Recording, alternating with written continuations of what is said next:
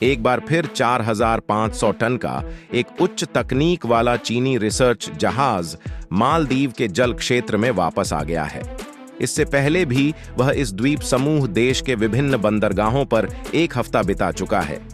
Jiang यांग Hong 3 नामक जहाज को गुरुवार सुबह थिलाफुशी औद्योगिक द्वीप के बंदरगाह पर खड़ा किया गया था।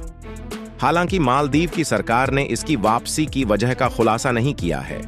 मालदीव के राष्ट्रपति मोहम्मद मुइज्जू पिछले साल इंडिया आउट के वादे पर सत्ता में आए थे और संसदीय चुनावों में भारी बहुमत से जीत के साथ उन्होंने अपनी स्थिति और मजबूत कर ली है। चीनी जहाज अब विशेष आर्थिक क्षेत्र को पार करने के बाद वापस आ गया है, इसलिए जियांग यांग होंग 3 जनवरी से ही मालदीव के अंदर या उसके आसपास ही मौजूद है। जहाज इससे पहले 23 फरवरी को माले के पश्चिम में लगभग 8 किलोमीटर दूर उसी थिलाफुशी बंदरगाह पर रुका था। मालदीव के EEZ यानी विशेष आर्थिक क्षेत्र की सीमा के पास लगभग 1 महीना बिताने के बाद हाईटेक जहाज 22 फरवरी को मालदीव के जलक्षेत्र में पहुंचा। लेकिन कहीं इसका यह मतलब तो नहीं कि चीन मालदीव के जरिए लक्षद्वीप या दक्षिणी भारत में होने वाली गतिविधियों पर अपनी नजर गड़ाए रखना चाहता है।